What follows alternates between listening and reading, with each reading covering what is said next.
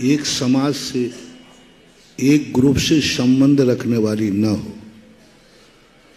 क्योंकि वो पूरे नगर की पंचायत होती है। नगर में कहीं भी कार्यक्रम होता है तो पंचायत को वहाँ उपस्थित होना पड़ेगा।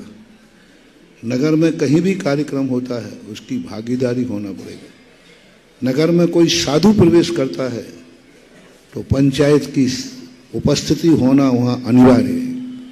यदि पंचायत ये करती है कि हम फलाने साधु को आएगा तो आगवानी करेंगे, फलानी साधु आएगा तो हम प्रवेश कराएंगे, वो पंचायत में पंच बनने लायक ही नहीं।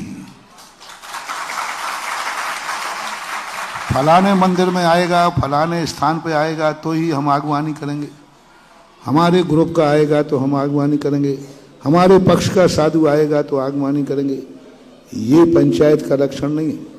हाँ, ये बात हो सकती है कि कोई बड़ा साधु आया, गुणवान साधु आया तो आगवानी में अंतर आ सकता है, लेकिन आगवानी पंचायत को करना पड़ेगी।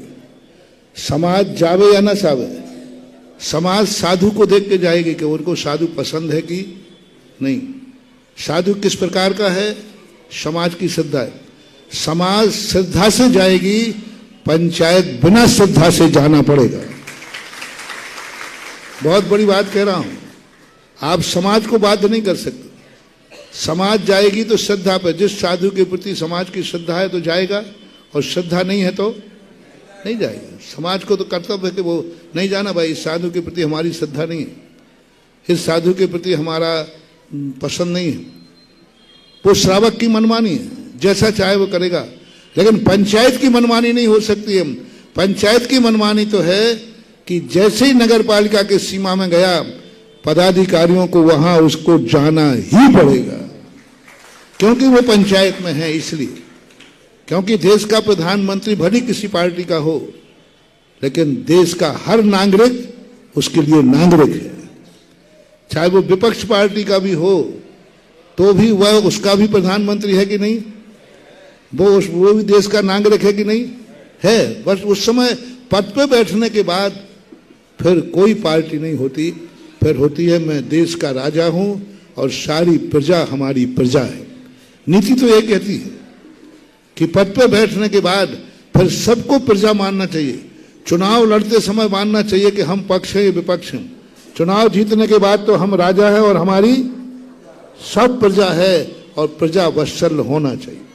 ऐसे 30 क्षेत्रों के संबंध में होना चाहिए। 30 क्षेत्रों पर जो कमेटियां होती हैं, वहां शीर्ष क्षेत्र पर हर साधु वंदना करने के लिए आता है, दर्शन करने आता है, और उस साधु को बराबर अपनी उसकी भूमिका के अनुसार उसको सम्मान मिलना चाहिए। हाँ, एक बात करें, तुम्हारे मंदिर की, तुम्हारी क्षेत्र की आमना पे यदि कोई साधु आक्षेप करे, आमना को बिगाड़े, तो फिर कमेटी का कर्तव्य है कि अपने मंदिर की आमना न बिगड़ने दे। मंदिर की आमना न बिगड़ने दे। मंदिर की जो आमना है, मंदिर की जो परंपरा है, मंदिर में जो कुछ तुम्हारी आमनाएं बनती हैं, उस आमना में कभी भी आंच नहीं आने देना चाहिए। उस आमना में कोई परिवर्तन नहीं करना है। महाराज आए हैं, बहुत अच्छी बात है, आना चाहिए। साधु साध्वी आते हैं, आना चाहिए। बस आमना को छोड़ करके बाकी कमेटियों को हमेशा साधु संतों के साथ अच्छा व्यवहार करना चाहिए। साधु संत यदि किसी क्षेत्र पर आते हैं और यदि असंतुष्ट होकर के व्यवहार करते हैं तो कमेटियों को इस पर विचार करना चाहिए, ऐसा व्यवहार नहीं करना चाहिए।